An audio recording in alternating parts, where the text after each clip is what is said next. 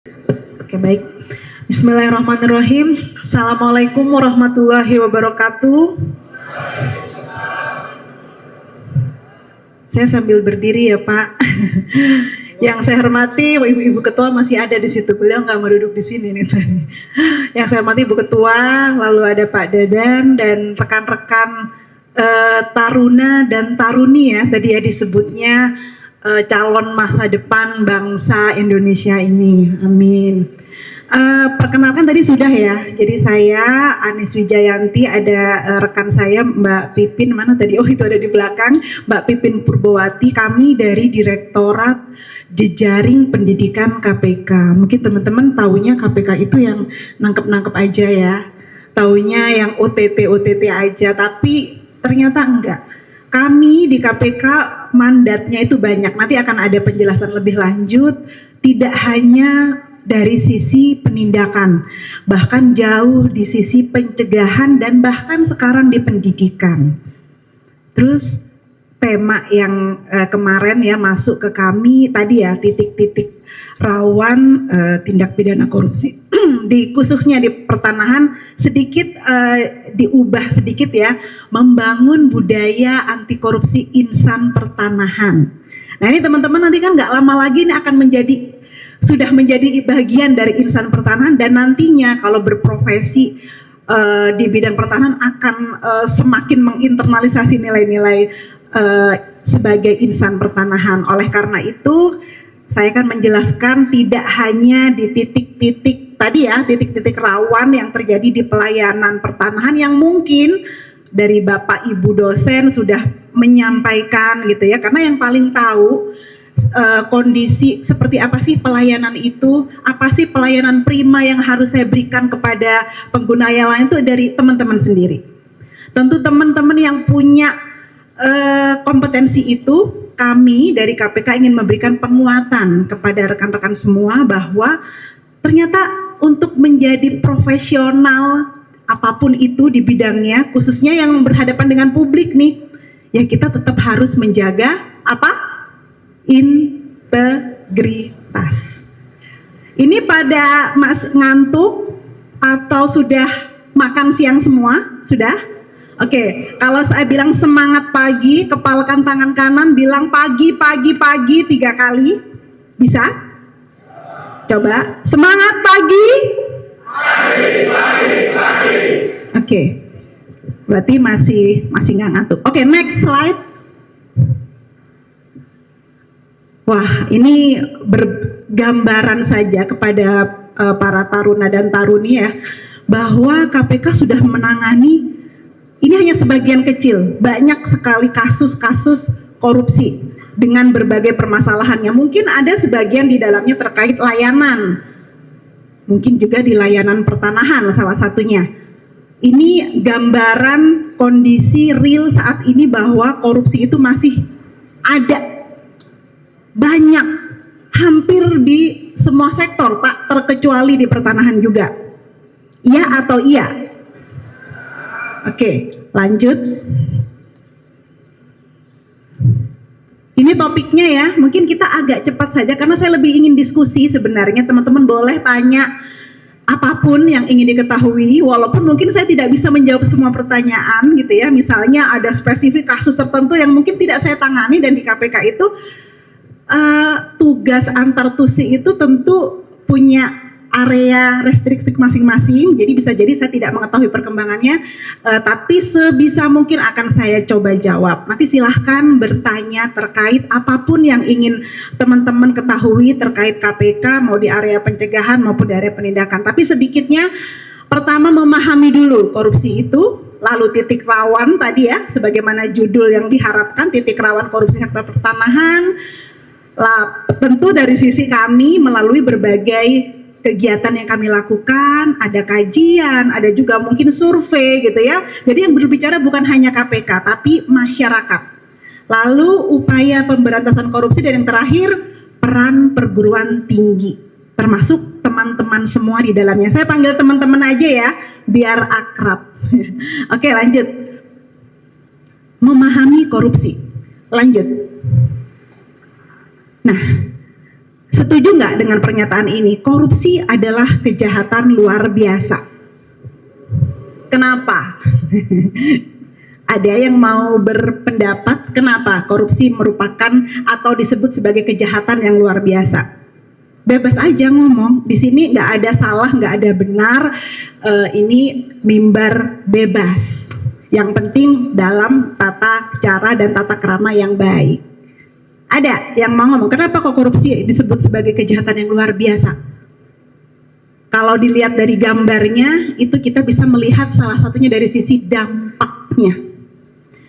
Dampaknya ternyata tidak sekedar uang negara yang hilang atau uang negara yang bisa memperkaya oknum seseorang atau sekelompok orang saja. Tapi dari gambar situ dampaknya ternyata berpengaruh kepada kita tanpa kecuali. Misalnya dana reboisasi hutan dikorupsi, dananya nggak turun, reboisasi tidak berjalan, hutannya udah terlanjur di land clearing buat pertambangan, buat usaha perkayuan mungkin, gundul, nggak ada reboisasi. Imbasnya lambat laun, hujan turun, tanahnya sudah tidak ada lagi yang menahan air tanah, banjir. Yang kena siapa? Kita. Itu salah satu melihat kejahatan korupsi itu sebagai kejahatan luar biasa. Bukan sekedar semacam pidana pembunuhan mungkin yang ya korban dan pelaku dan saksi-saksi situ saja yang terdampak gitu ya, dan keluarga. Kalau ini luar biasa, dampaknya itu meluas bahkan sampai kepada kita yang tadinya merasa korupsi itu bukannya kelakuan para oknum yang non jauh di sana, yang katanya kepala daerah, yang katanya oknum aparat penegak hukum, yang katanya anggota DPR. Bukan itu saja, ternyata bukan. Dampaknya itu langsung kita rasakan. Salah satunya tadi kerusakan lingkungan. Lalu dengan adanya itu kok itu ada anak-anak yang di jam sekolah nggak sekolah. Ya karena ternyata salah satu dampak korupsi adalah kemiskinan, bahkan sampai ke sana. Kok bisa dengan korupsi biaya mengurus apapun di negeri ini jadi mahal. Sedangkan ekonomi, sumber ekonomi, mata pencaharian nggak bertambah dengan adanya korupsi itu. Yang ada malah susah kita bisa bekerja gitu ya. Akhirnya kita tidak bisa memenuhi kebutuhan dasar, segala sesuatu itu mahal, termasuk pendidikan. Akhirnya nggak sekolah. Kita tidak bisa lagi meningkatkan kapasitas kita sebagai manusia gitu ya. Jadi ke sana. Jadi janganlah teman-teman cuek, itu korupsi itu mah urusan orang berduit. Enggak, dampaknya ke kita. Pikirkan dampaknya ke kita. Itu baru kita yang ada sekarang loh, belum anak cucu kita loh. Masih kebagian nggak tuh nanti anak cucu kita tuh oksigen yang gratis seperti ini, air tanah yang masih ngalir seperti, jangan-jangan nggak kebagian. Salah satunya karena korupsi. Oke, lanjut. Nah, terus yang tampak, yang mungkin teman-teman ketahui, yang ditangkap KPK, ditangkap kejaksaan, ditangkap polisi, itu ternyata baru di ujung. Kalau kita fenomena gunung es ya, kita ini menyebutnya, ternyata yang tampak itu baru yang sedikit. Yang mungkin teman-teman gini, perasaan yang korupsi banyak, yang ditangkap kok dikit ya. Karena ini memang fenomena gunung es, yang tampak itu hanya ujungnya. Dan mungkin kemampuan APH ya baru di situ, baru sekecil itu, padahal di bawahnya itu yang lebih mengerikan lagi ada di bawah. Ternyata gunung itu punya akar yang sangat besar. Bahkan sampai ke behavior kita. Kalau sudah masuk ke situ, makin berat lagi. Kita menganggap korupsi itu hal yang cemen, biasa. Semuanya juga melakukan, saya juga pelakunya.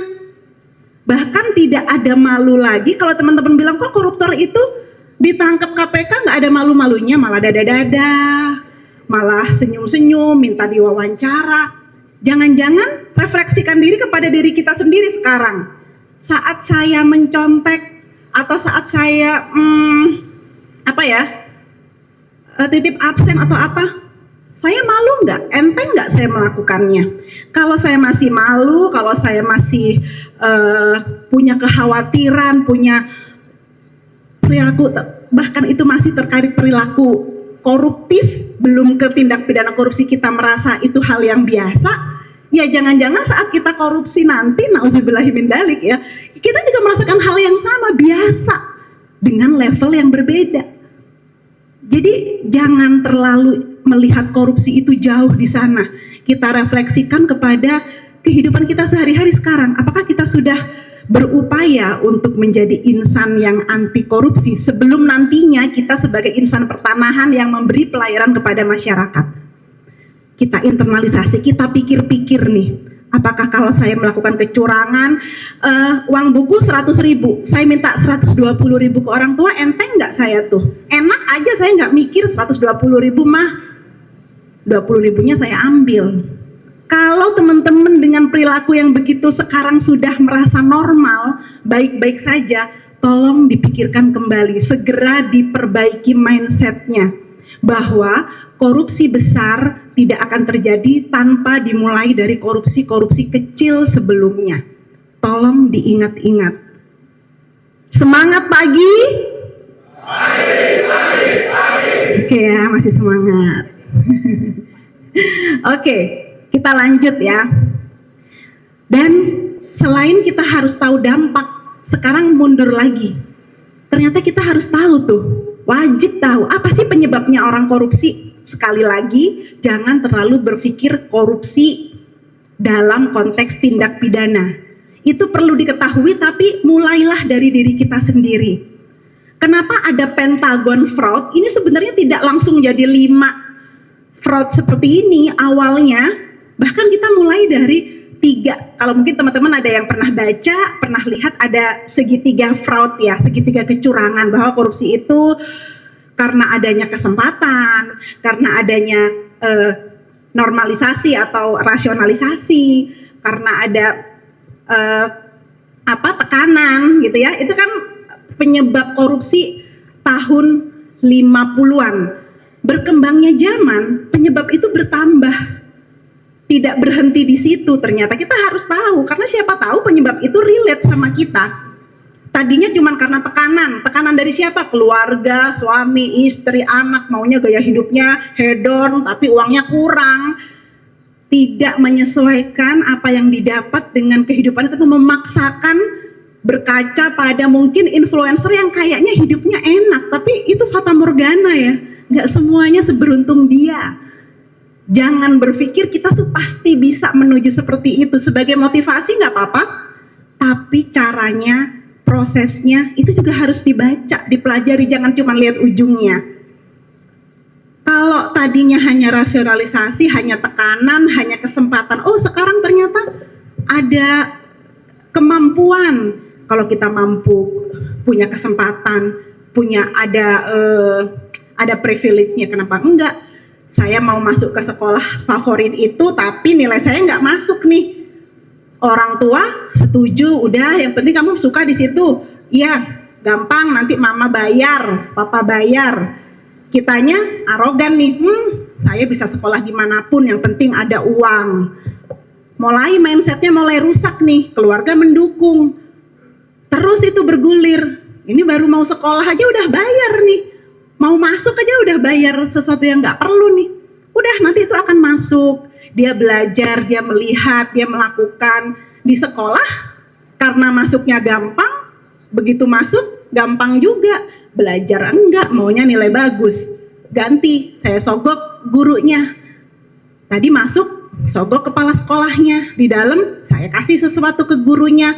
Berulang kali sampai guru itu sungkan ngasih nilai saya jelek. Saya dapat informasi soal-soal yang mau diujikan, yang lainnya enggak.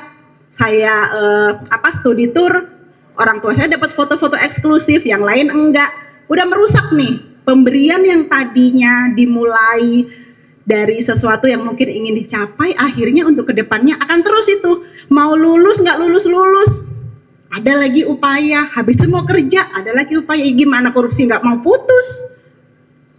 Jadi kita, apalagi teman-teman udah di jenjang pendidikan tinggi ya, harus berpikir jangan ujungnya aja, jangan yang penting saya dapat cuan, yang penting saya kaya, yang penting Kalau kayaknya hidup pasti bahagia, ya mungkin sebagian iya, kebahagiaan mungkin salah satunya dengan memenuhi kebutuhan dengan enak ya.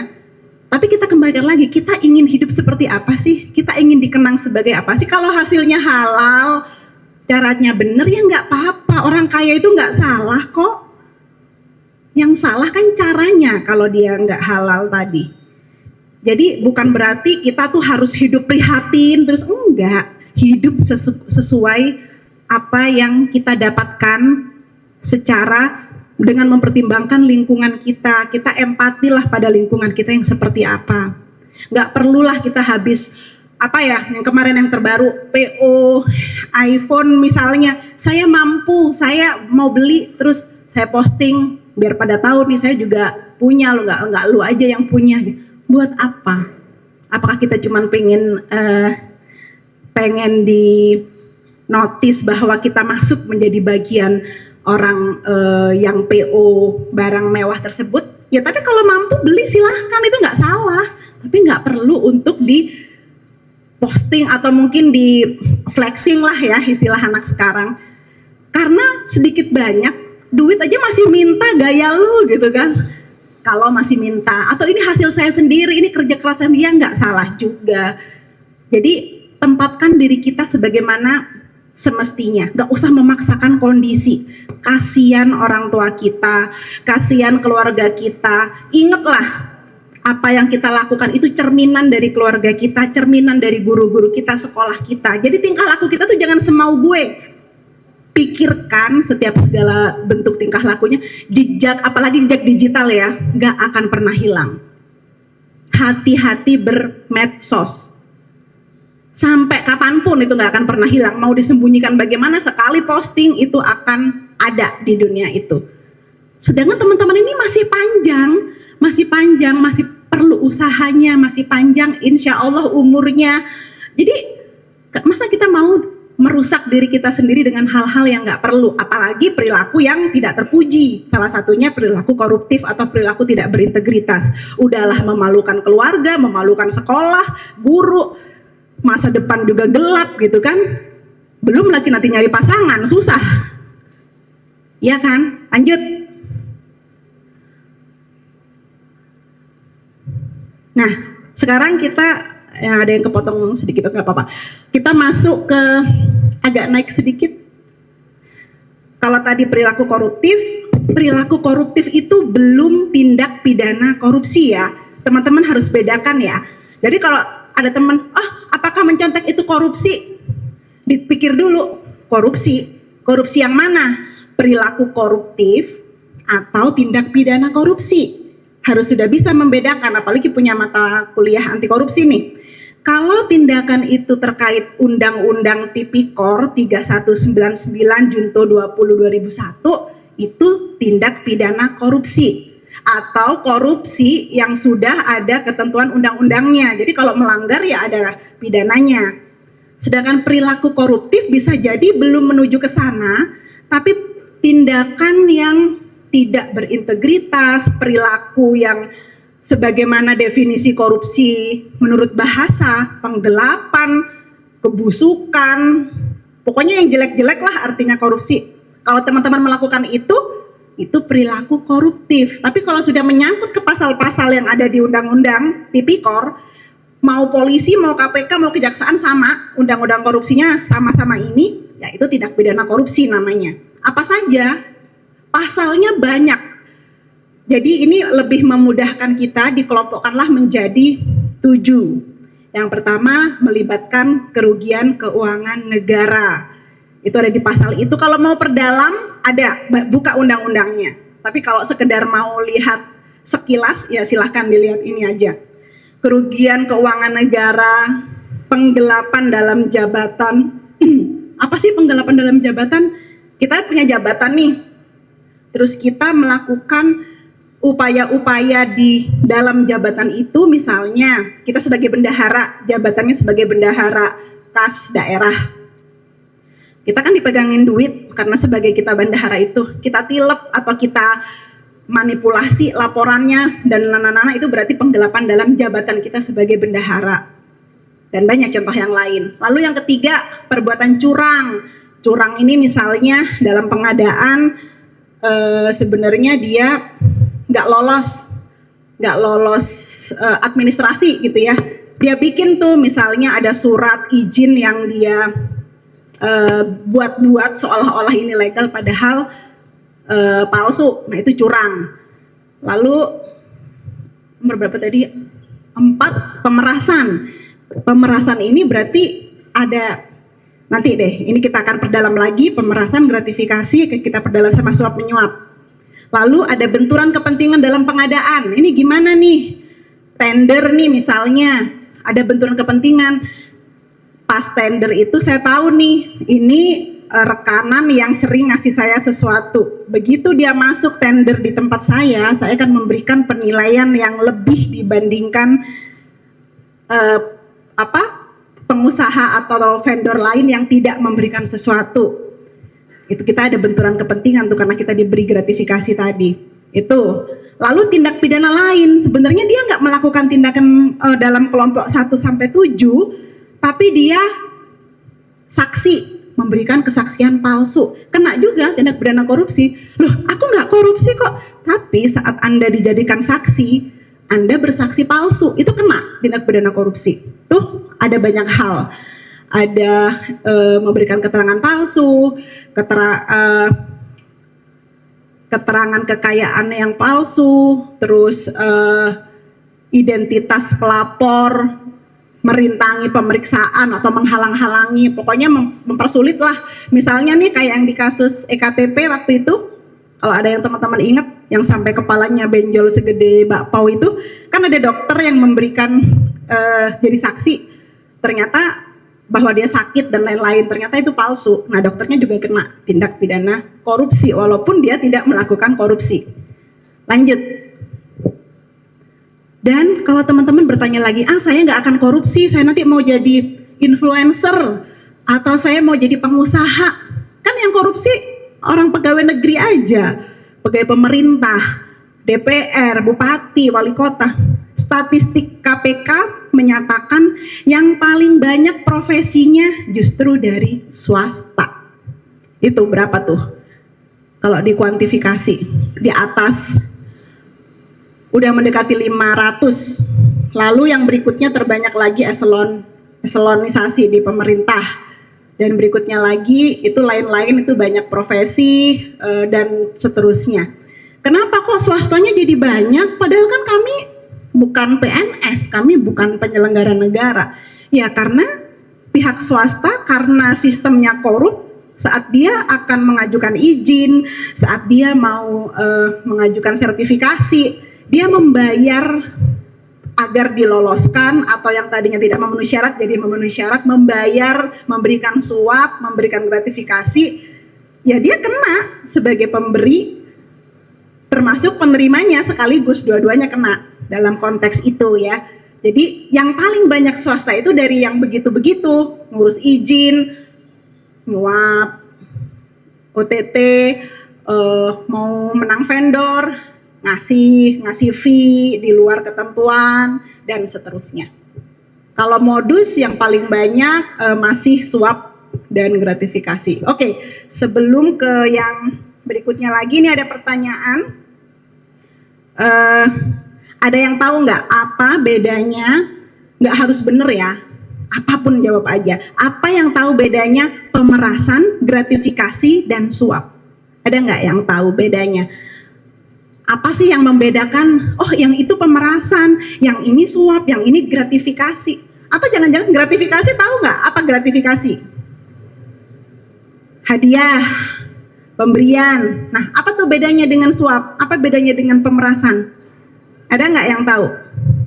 Kalau ada yang berani berargumen, mau salah mau bener, ada merchandise. Ada?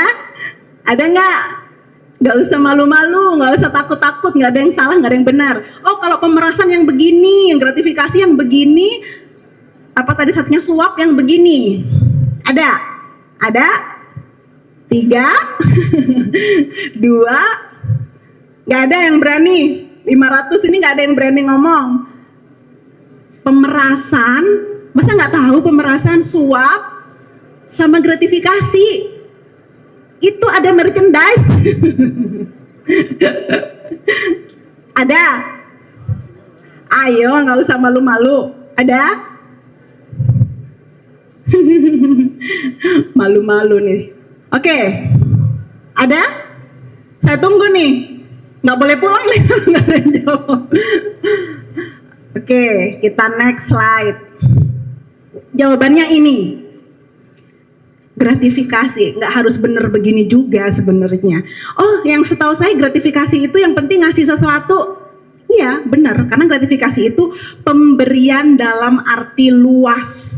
Ngasih barang, ngasih jasa, ngasih dolar, ngasih kripto, ngasih saham, apapun.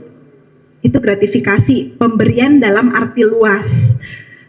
Tapi yang masuk ke delik pidana yang tadi dibahas adalah yang pertama berhubungan dengan jabatan, lalu bisa juga bersifat tanam budi dan tidak ada kesepakatan. Jadi kalau misalnya saya sebagai kepala dinas pendidikan kabupaten kota misalnya, terus ada calon orang tua siswa datang ke rumah memberi sesuatu, ya saya harus ini dulu, kok dia tiba-tiba datang ke rumah ya, saya nih sebagai pejabat publik ya, kenapa dia ngasih saya ya? Jangan pura-pura bego, pura-pura ya udahlah ini pemberian dari yang di atas, saya terima sebagai hadiah yang tidak terduga-duga. Enggak, itu karena jabatan saya sebagai kepala dinas. Coba dipikir, kalau saya bukan kepala dinas, saya dapat enggak itu dari orang tua situ, si A, si B, si C, si D? Enggak. Kalau saya ibu rumah tangga ternyata saya nggak dapat pemberian itu. Artinya patut diduga pemberian itu adalah gratifikasi. Dia bisa jadi anaknya belum daftar ke sekolah di zonasi itu, bisa jadi belum daftar, tapi tanam budi. Jadi kalau dikasih duluan, dikasih lagi, diterima lagi, begitu anak itu butuh masuk, tapi ternyata di luar zonasi, dia mulai tuh, bisa dibantu nggak Bu?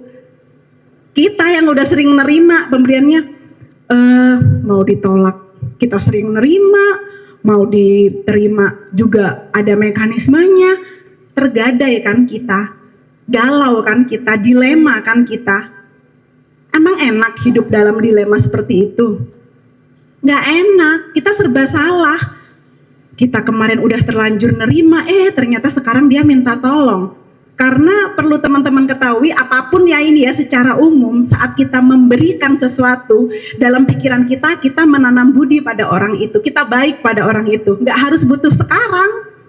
Suatu saat kita udah punya saldo piutang nih di otak kita. Sebaliknya saya sebagai penerima, saya sudah memasang itu sebagai saldo hutang. Apa iya kita mau tergadai cuman gara-gara pemberian? Kita nggak lihat bendanya besar, kecil, mahal atau enggak ya? Tapi apa iya mau berapapun itu kita mau? Padahal si anak itu memang kompeten, memang lulus. Tapi gara-gara sering ngasih, orang-orang tetangga kita berprasangka, ya iyalah orang si ibunya sering ngasih sesuatu ke kepala dinasnya. Padahal kita nggak memberikan intervensi apa-apa. Kita bisa membelokkan pikiran orang. Ya jatuh dong harga diri kita, sesuatu yang tidak kita lakukan dituduhkan. Makanya tolak gratifikasi kalau mungkin.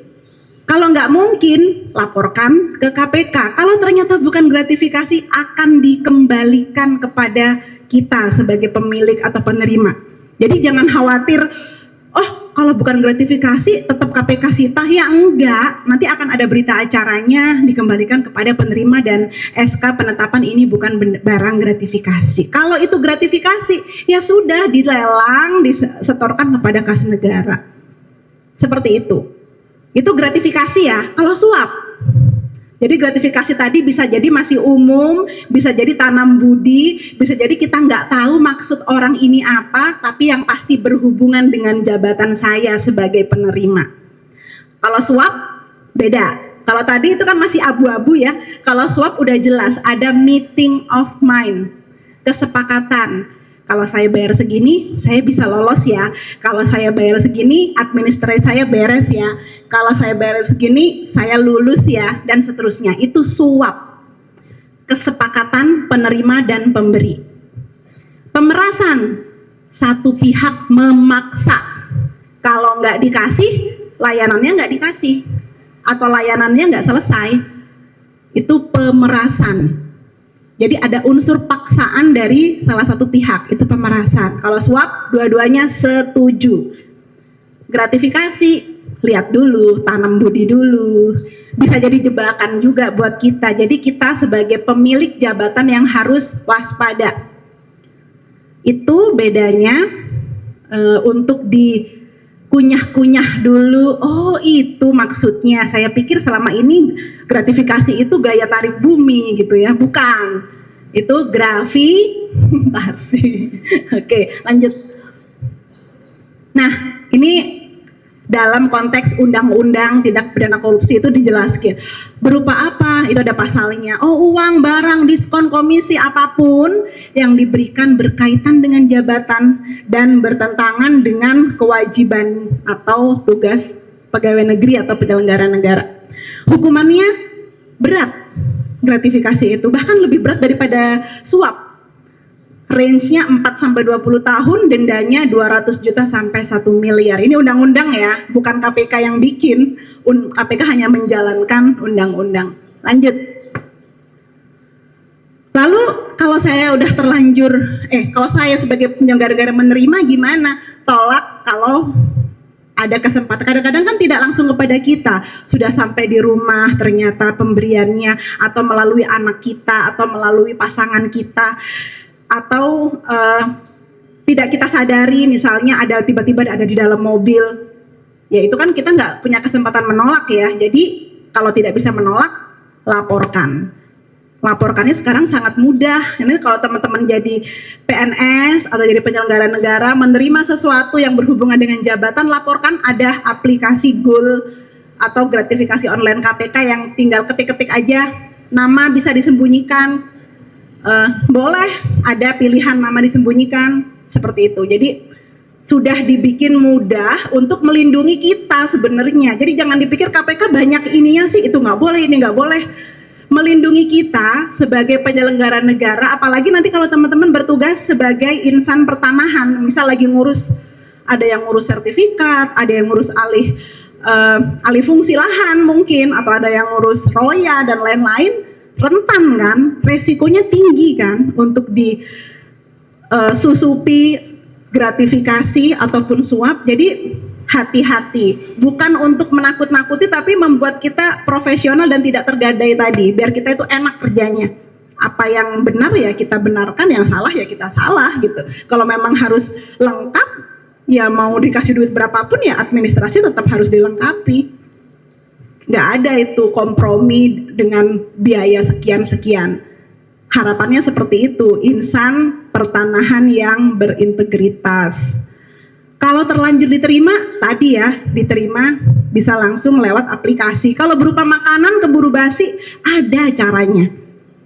Nggak perlu makanan itu kondisi baik atau udah busuk dikirim ke KPK bahwa ini dilaporkan. Nggak perlu begitu. Kalau makanan ada aturannya, kita bisa salurkan sebagai bantuan sosial, kita dokumentasikan, tetap kita laporkan.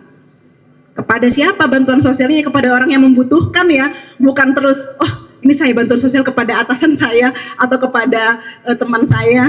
Enggak, ya kepada mungkin ada OB, ada CF, cleaning service di sini. Tinggal dikasih, difoto, saya sudah serahkan gratifikasi ini sebagai bantuan sosial. Di aplikasi ada pilihannya. Kalau berupa makanan yang khawatir basi. Ya tapi kalau logam mulia, saya serahkan kepada ini, nggak bisa. Itu cuma makanan yang punya keterbatasan masa kadaluarsa. Lanjut. Nah, konflik kepentingan. Ada yang sudah tahu konflik kepentingan itu apa? Sebenarnya kita nggak mungkin menghindari konflik kepentingan. Yang bisa kita lakukan adalah mengelola, mengendalikan konflik kepentingan. Karena nggak mungkin kita misalnya anak seorang pejabat. Apa salah saya anak seorang pejabat ikut tender Apa salah saya anak seorang apa misalnya menjadi pejabat dan lain-lain? Enggak. Konflik kepentingan itu bisa berupa hubungan kekerabatan, bisa juga karena kita satu leteng gini ya, mungkin pertemanan, bisa juga karena kita satu kampung misalnya, jadi seolah-olah kita punya kecenderungan satu marga gitu ya, harus membantu karena kita dalam afiliasi itu konflik kepentingan, salah satunya ya sumbernya. Terus gimana kalau kita dalam situasi konflik kepentingan, kita declare aja. Kalau kita nanti teman-teman masuk ke dunia profesional nih, saya sebagai kepala pengadaan di KPK misalnya. Terus ipar saya sebagai penyedia jasa furniture ikut tender. Apa iya dia nggak boleh ikut tender di KPK karena saya sebagai iparnya jadi kepala pengadaan? Boleh, dia boleh ikut. Yang harus declare saya, karena saya tahu dia itu ipar saya, sedang ikut pengadaan, saya sebagai ketua pengadaan itu bilang ke atasan langsung atau mendeklar diri bahwa ipar saya ikut tender nih. Bagaimana solusi dari atasan saya? Atasan saya akan salah satu akan bilang kamu mundur, salah satunya ya, kamu mundur sebagai panitia. Jadi digantikan dulu oleh orang lain. Itu bisa. Lalu yang berikutnya misalnya nggak dilibatkan dalam proses pengadaan itu sayanya, tapi dianya sebagai penyedia jasa ya tetap boleh. Jadi itu salah satu cara menurunkan resiko tindak pidana korupsi, yaitu dengan mengelola konflik kepentingan. Apa saja sumbernya? Gratifikasi. Apa kalau kita dikasih sesuatu terus menerus, kita jadi ragu kan dalam memutuskan sesuatu yang berhubungan dengan orang itu namanya sumber konflik kepentingan. Kalau kita punya informasi rahasia, wah kuncian si A ini ada di saya, udah itu menjadi salah satu sumber konflik kepentingan juga. Mau dia salah kayak apa, kita tetap bilang benar karena kita sudah punya rahasia yang dia kekep gitu ya, atau sudah punya kartu as kita lah. Jadi ini adalah hal-hal yang bisa menjadi sumber konflik kepentingan. Lanjut. Nah, kalau yang dari yang beragama Islam itu ada sabda Rasulullah ya yang diriwayatkan HR Abu Daud bilang bahwa barang siapa yang kami tugaskan untuk mengerjakan suatu pekerjaan dan kami telah memberinya upah, maka apa yang diambilnya dari selebihnya adalah hulul atau pengkhianatan. Jadi artinya kalau kita sudah digaji sebagai petugas loket, mau itu kecil, mau itu sedang, mau itu besar, saat kita sudah komit mau menjadi ASN dan ditugaskan di petugas loket, nggak bisa lagi kita bilang, tapi gajinya rendah. Ya kenapa kamu mau? Sudah diukur, sudah dihitung, pemerintah sudah putuskan gaji petugas itu sekian, artinya kita tidak boleh menerima tambahan dari pengguna layanan dalam bentuk apapun. Mau itu ucapan terima kasih, kalau ucapan ya diucapkan aja, nggak usah dikasih sesuatu. Mau itu terima kasih sudah memperlancar perizinan saya, itu nggak perlu. Kalau dari pengguna layanan, kita sebagai pemberi layanan, nanti teman-teman kan ini juga sekaligus pengguna layanan juga ya, kalau ngurus SIM, ngurus KTP kan juga pengguna layanan. Tapi kalau pemberi layanan juga begitu. Oh saya sudah digaji, mau kecil besar saya dulu sudah tanda tangan, oke, siap. Ya udah, lakukan yang terbaik. Kalau memang kompetensi kita bagus, insya Allah dengan kejujuran dan integritas akan dipermudah ke jenjang yang lebih tinggi tanpa melakukan cara-cara yang salah. Percaya itu, percaya Tuhan akan membantu. Apalagi sudah ada dalil-dalil yang menguatkan bahwa itu nggak boleh loh ternyata. Sudah, lanjut. Titik rawan korupsi sektor pertanahan. Sebenarnya kalau titik rawan ini saya nggak bisa cerita banyak ya, karena memang kita nggak masuk langsung ke satu-satu di pelayanan, di pertanahan, tapi ada survei gitu ya, survei penilaian integritas yang ATR BPN gitu ya. BPN salah satunya menjadi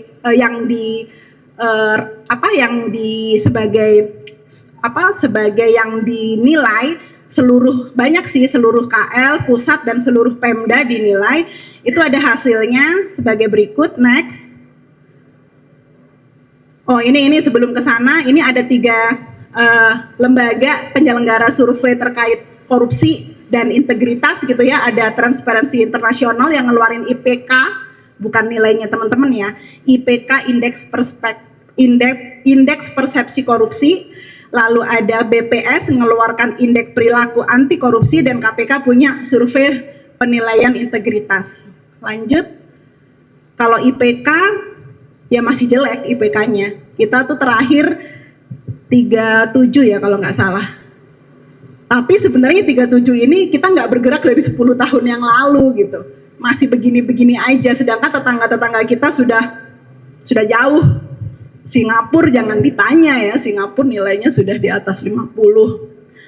Bahkan Timor Leste yang belajar ke KPK berapa tahun yang lalu ya, nilainya sudah melampaui, padahal dia sebelumnya belum pernah dilibatkan atau menjadi peserta survei IPK, nilainya sudah langsung melampaui Indonesia sendiri yang masih berjibaku dengan persepsi dan pengalaman korupsi yang buruk.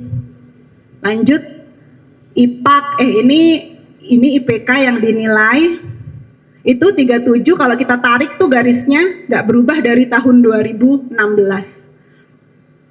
Ini yang dinilai, dia memang berupa komposit dari banyak survei. Lanjut lagi, tapi intinya nilainya masih, kebayang skala 0 sampai 100 kita masih 37. Udah nggak lulus kayaknya itu kalau udah jadi mahasiswa. Lalu indeks perilaku anti korupsi, ini juga persepsi korupsi di keluarga, di komunitas, di lingkungan, dan di publik itu juga masih nilai terakhir 3,85. Ya masih belum, 4 aja belum gitu ya, masih buruk.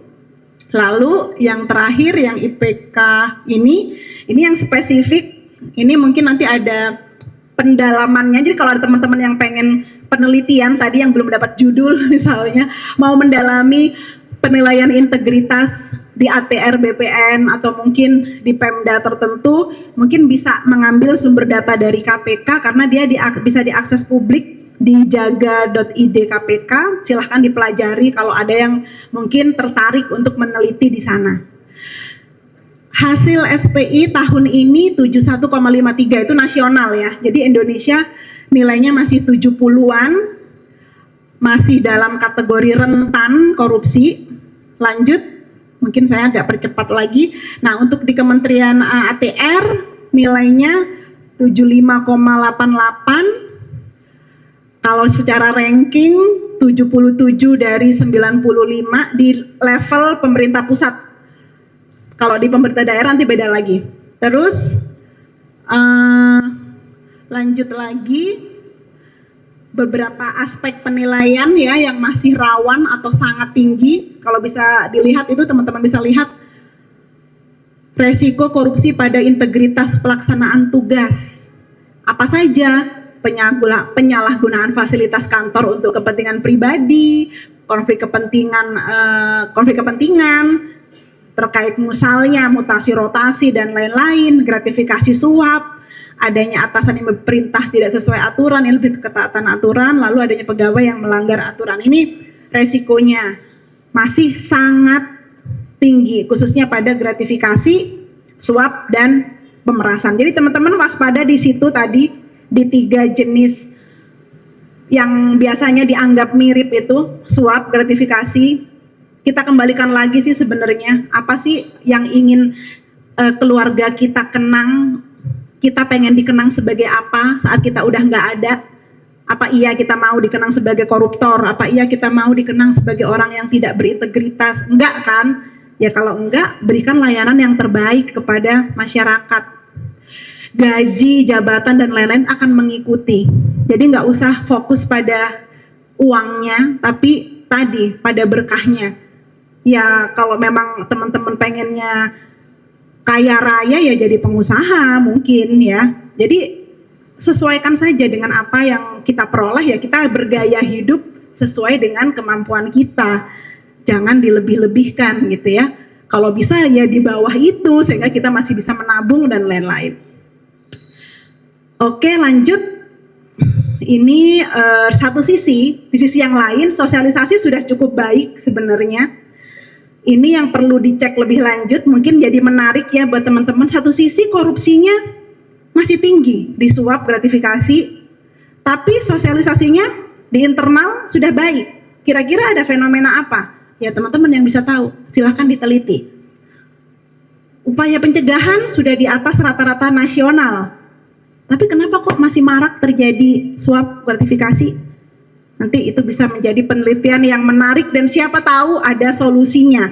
Kan ini yang dicari ya. Oke, lanjut. Ini sudah jam berapa ya? Sebentar. Oke, masih ada 15 menit. Lalu kita punya survei penilaian integritas khusus dunia pendidikan dari dasar, menengah sampai tinggi.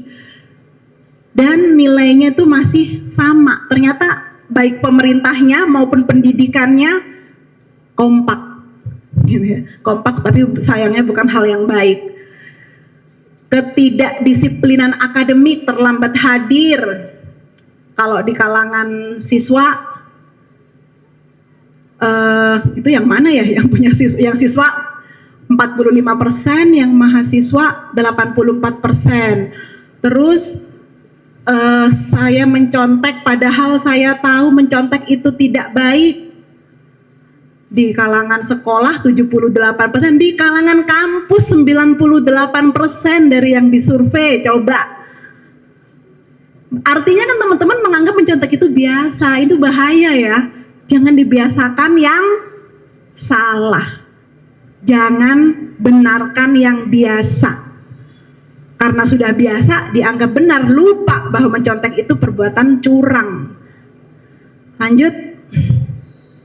Gratifikasi pemberian kepada guru dosen masih tinggi. Pada kepala sekolah, rektor lebih rendah. Lalu orang tua siswa memberikan bingkisan kepada guru saat hari raya atau kenaikan kelas. Masih tinggi 65% karena menganggap kan ini sudah membantu anak saya, sudah mendidik anak saya.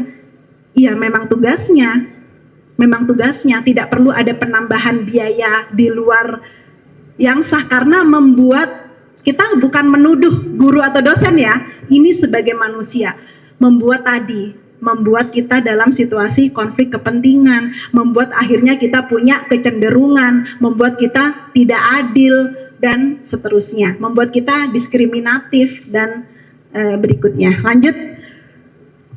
Oke, sekarang setelah selesai cerminan perilaku, pengalaman, persepsi korupsi yang buruk, kita kembali lagi ini pemahaman umum saja terhadap KPK. Lanjut.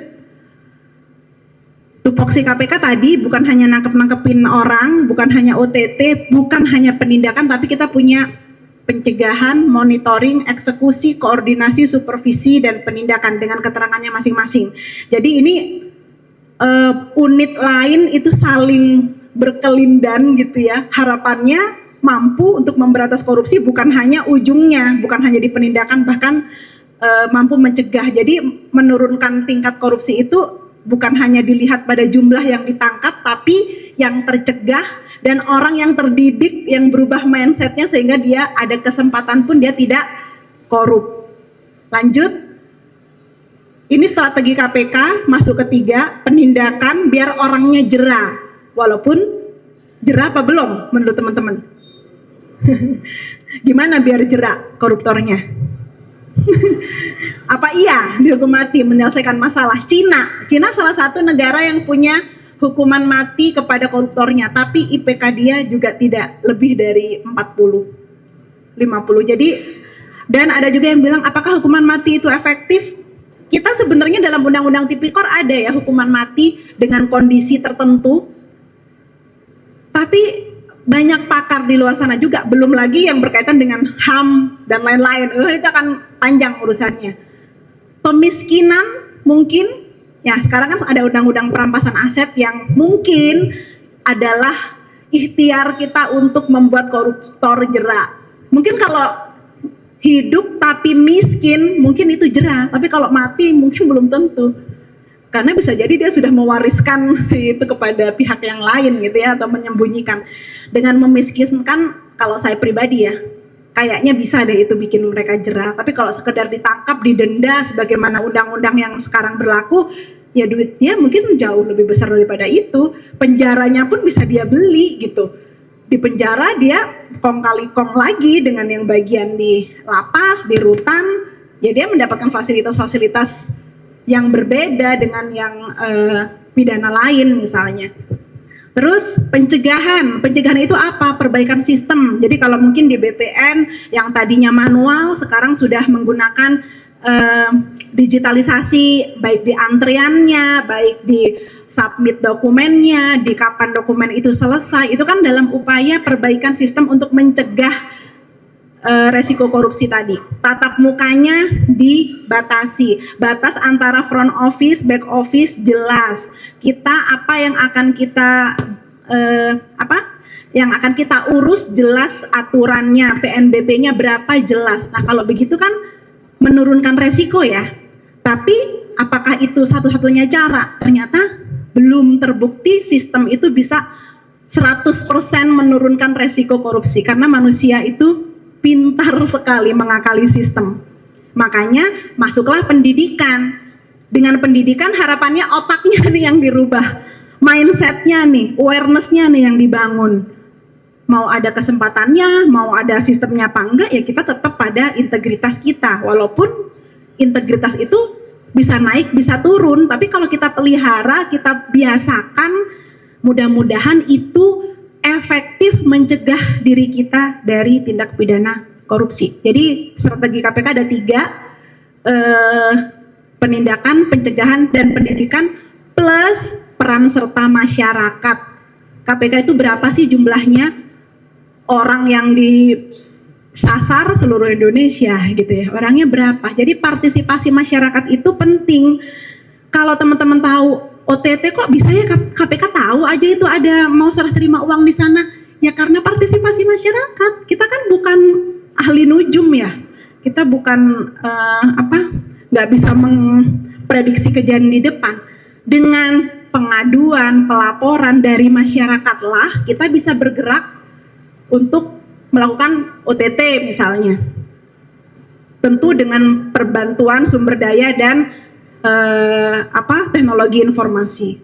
Jadi peran serta masyarakat dalam memberantas korupsi penting, termasuk tadi tidak membiasakan hal yang salah.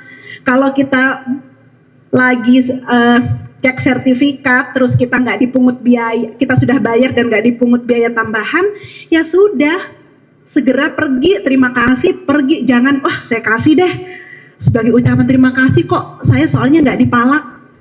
Nanti yang tadinya dia petugas layanan yang tadinya sudah punya mindset bagus, mendapat duit, baik nih, suatu saat dia nggak dapat duit, udah mulai menurun motivasinya, udah mulai mencari-cari loh, kemana nih kok saya sekarang udah nggak ada yang ngasih. Artinya kita berperan dalam merusak mental si petugas layanan tadi dengan pemberian-pemberian kita. Ini dalam konteks ucapan terima kasih tadi ya, tapi kalau pemerasan dan lain-lain itu udah jelas petugas layanannya yang harus bertanggung jawab. Tapi kalau yang ucapan terima kasih kita, pengguna layanan, masyarakat umum ikut merusak mental penyedia layanan publik. Lanjut. Ini jadi mencegah itu ada perbaikan sistem, kalau pendidikan targetnya orang per orang. Ini direktorat yang ada di KPK, saya, Mbak Pipin, itu dari jejaring pendidikan. Ada nanti dari diklat, ada lagi dari sosialisasi kampanye, ada juga dari peran serta masyarakat. Di pencegahan nanti ada pelaporan gratifikasi, pelaporan harta kekayaan penyelenggara negara, lalu ada anti korupsi badan usaha, dan ada monitoring sistem pemerintah yang korup untuk diberikan rekomendasi untuk menutup celah-celah itu. Semangat pagi. Oke, lanjut. Ini kita sedikit lagi. Peran serta masyarakat, termasuk teman-teman semua. Bacanya dari bawah. Kalau teman-teman belum bisa berperan aktif dalam pemberantasan korupsi, setidaknya sadar dan taat aturan. Udah, kita belum bisa nih ikut komunitas mahasiswa anti korupsi, kita belum bisa nih ikut membangun sistem anti korupsi, kita belum punya penelitian terkait anti korupsi. Nggak apa-apa, mulai dari sadar dan taat hukum. Hukum itu tidak selalu hukum yang tertulis dalam undang-undang ya, termasuk kebijakan, aturan yang ada di kampus, norma-norma yang ada di lingkungan masyarakat, etika, agama, itu juga salah satu sumber dari kita berperilaku. Lalu yang kedua, udah sadar, diri kita sendiri udah sadar, lanjut ke mengingatkan orang sekitar kalau kita sudah tahu apa yang dia lakukan salah dan kita punya kekuatan, kita punya kemampuan untuk membuat atau mengingatkan orang lain. Teman kita misalnya, kita sudah sadar kita nyontek itu salah. Teman kita, sahabat kita masih nyontek, ya kita ingatkan. Kalau dipikir lu sok suci, lu sok jadi anti korupsi lu gitu, nggak apa-apa, itu keren kok gitu. Kalau dia nggak mau diingatkan ya sudah, tugas kita sudah selesai dengan mengingatkan. Atau orang tua kita, ayo nak kamu masuk ke sana aja, ibu punya kok duitnya. Enggak bu, saya mau sekolah yang lurus-lurus aja, saya mau sekolah yang bersih-bersih aja. Ngapain sih bayar-bayar begitu? Beli bangku lah, beli apalah, beli apa, enggak. Ingatkan sekitar kita. Makanya kita harus punya kemampuan dulu. Kita tahu mana yang korup, mana yang enggak.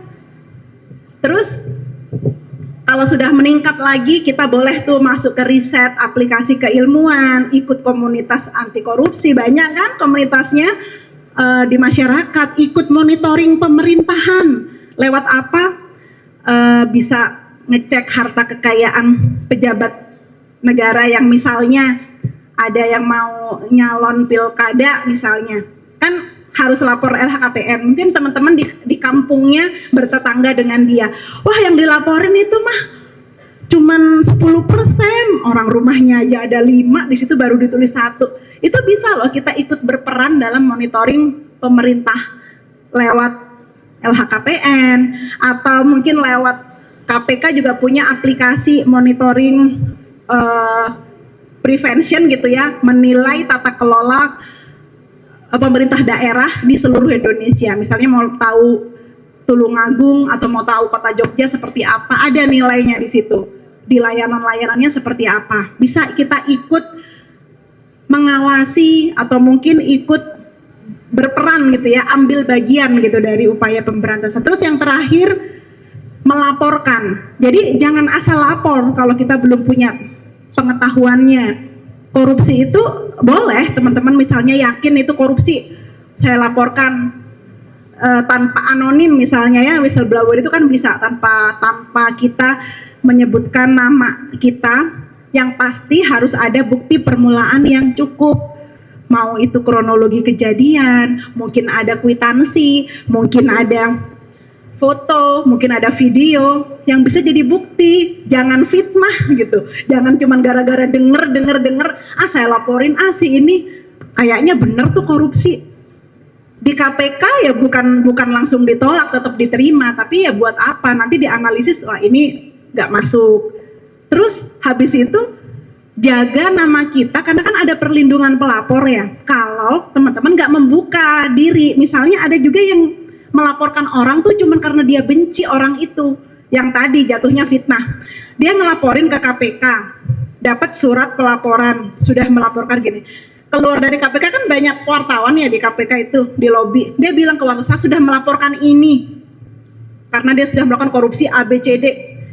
Dengan dia memaparkan dia sudah melaporkan, kita sudah tidak punya lagi perlindungan kepada pelapor. Jadi dia sudah nggak kita lindungi lagi gitu, istilah gampangnya. Jadi kalau memang niat melaporkan, siapkan bukti permulaan yang cukup, kronologisnya jelas, ya sudah kita diam saja, jangan membuka diri kita, karena nanti si koruptornya yang akan bisa punya serangan balik kepada kita yang melapor kalau kita membuka jati diri kita gitu ya. Jadi kalau mau melaporkan itu harus tahu tata caranya, jangan sebar-sebar sembarangan. Sekarang kan banyak juga tuh di medsos main lapor-lapor. Ya kalau orang yang dilaporkan tidak senang dan dia tidak merasa melakukan, dia akan melaporkan kita balik gitu kan. Bukan berarti kita tidak boleh kritis ya, menyampaikan misalnya jalan rusak nih lama, aku foto, aku post, ya nggak apa-apa, itu kan bentuk partisipasi publik. Tapi jangan sampai tindak pidana korupsi yang dilaporkan fitnah, buktinya nggak ada, dia posting di medsos, ya itu nggak ada perlindungan pelapor kalau begitu. Gitu ya kalau tindak pidana korupsi ya. Lanjut. Integritas ini tadi, insan pertanahan yang berintegritas. Apa sih berintegritas itu? Keselarasan pikiran, perkataan, dan perbuatan. Jadi kalau saya sudah memberitahu, para bapak ibu guru, bapak ibu dosen sudah ngasih tahu, kan udah paham. Tapi jangan cuma tahu, tapi aktivitas pelanggarannya jalan terus, itu berarti tidak berintegritas. Kalau sudah tahu, sudah paham, perilakunya yang menunjukkan dia orang yang paham tadi. Kalau udah tahu mencontek itu ternyata perilaku koruptif, paham, ya udah jauhi. Yang kemarin ya biarlah berlalu. Nggak apa-apa kita pernah menjadi orang salah, nggak apa-apa. Yang paling bahaya kita nggak pernah tahu kapan kita salah. Ya kalau orang salah ya nggak apa-apa, yang masa lalu kita tutup, kita buka menjadi mahasiswa teladan, menjadi mahasiswa berintegritas. Untuk apa? Ya supaya mungkin orang tua saya bangga, oh biar pacar saya semakin bangga punya pacar saya. Nggak apa-apa, motivasinya silahkan dari mana-mana, yang penting tindakannya selaras antara apa yang dia ketahui, pahami, perkataan, dan perbuatan. Itu baru insan pertanahan yang berintegritas. Lanjut. Nah ini formulasi integritas ya, memang individu dan sistem itu harus berjalan beriringan. Mungkin teman-teman juga dalam dilema. Saya sudah berusaha berintegritas tapi lingkungan saya korup sekali. Tadi seperti yang Pak Deden sampaikan. Aturannya sepertinya nggak ada deh yang nggak korup di sini. Ya nggak apa-apa. Memang idealnya dua-duanya itu berjalan beriringan. Secara sistem diperbaiki, aturannya jelas, sanksinya jelas, orangnya juga. Bagaimana kita akuntabilitas, lalu kita harus kompeten, tetap insan pertahanan ya harus kompeten, jangan cuma sok-sok berintegritas tapi bisa nggak memberikan pelayanan terbaik, ternyata nggak bisa juga, nggak boleh ya. Jadi akuntabilitas, kompetensi tetap, etika juga harus dijaga dengan, dan C2-nya itu adalah tidak korupsi. Maka dengan adanya itu, integritas pribadi yang paling bisa kita kendalikan, karena sistem itu ya kita bisa saja nanti kita ada di sistem yang memang sudah bagus, atau bisa juga kita nanti ternyata ada di tempat yang sistemnya belum bagus. Tapi mudah-mudahan dengan integritas pribadi yang kuat, ya kita akan tetap bisa bertahan di situasi apapun. Itu pilihan kita ya, itu nanti adalah keputusan pribadi yang mana pasti melalui banyak pertimbangan-pertimbangan etika. Lanjut, ini 9 nilai anti korupsi yang biasa disingkat dengan Jumat bersepeda kakak. Ini nggak ada yang lebih dominan, tapi dengan berperilaku 9 ini mudah-mudahan segala bentuk apa tadi, perilaku koruptif kak, tindak pidana korupsi kak, itu jauh-jauh. Kalau kita biasakan sedini mungkin, jujur, mandiri, tanggung jawab, berani, sederhana, nggak perlu flexing, hidup apa adanya. Peduli itu nggak hanya kepada teman ya, lingkungan yang bersih, disiplin, adil, dan kerja keras. Sekali lagi nggak ada uang diperoleh dengan mudah, itu nggak ada. Jadi kalau teman-teman lihat kayaknya si influencer ini mudah ya dapat duit, nggak ada. Pasti perlu proses kerja keras yang mungkin teman-teman tidak lihat di medsos. Lanjut.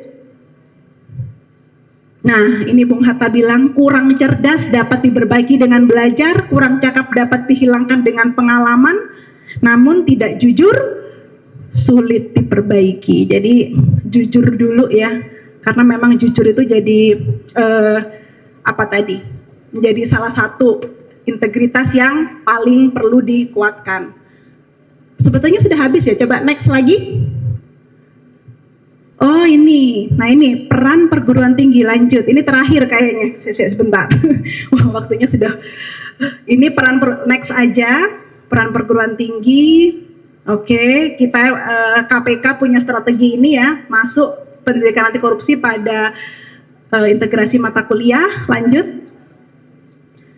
Ini juga tata kelola di kampus yang perlu menjadi perhatian gitu ya, perangkat untuk menurunkan resiko korupsi di kampus. Lanjut. Nah, ini beberapa kampus yang mengedepankan kejujuran, nih, salah satunya BINUS ya. Dia benar-benar di DO loh kalau dia curang saat ujian. Lanjut. Ini peran ini program-program mahasiswa yang mungkin bisa dilakukan 1 sampai 8 itu contoh-contoh perilaku koruptif ala mahasiswa gitu ya. Terus jadi mahasiswa bisa mengidentifikasi masalah tersebut, kira-kira solusi apa yang bisa ditawarkan untuk menurunkan resiko itu, dan sampaikan kepada internal kampus. Ini kalau di KPK ada lombanya. Sorry, saya mau minum sebentar. Saya kayaknya keseretan. Sebentar ya, saya sambil minum.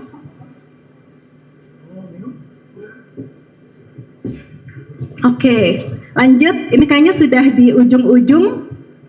Karakteristik Gen Z, ekspresif, multitasking, kekuatannya ya, toleransi perbedaan, lalu dia melek teknologi, dan informatif. Oke, ini bisa kita manfaatkan buat ya kampanye-kampanye anti korupsi ala mahasiswa lah gitu. Nggak usah malu menyuarakan anti korupsi di medsos gitu. Justru itu keren. Bukan flexing yang keren, tapi jadi mahasiswa berintegritas itu yang keren. Lanjut. Ini beberapa kampanye mahasiswa yang waktu itu dibikin saat lomba. Mari ngopi, ngopi bukan copi gitu ya. Terus lanjut. Nah, ini kezaliman akan terus berlanjut bukan karena banyaknya orang jahat, tapi karena diamnya orang-orang baik.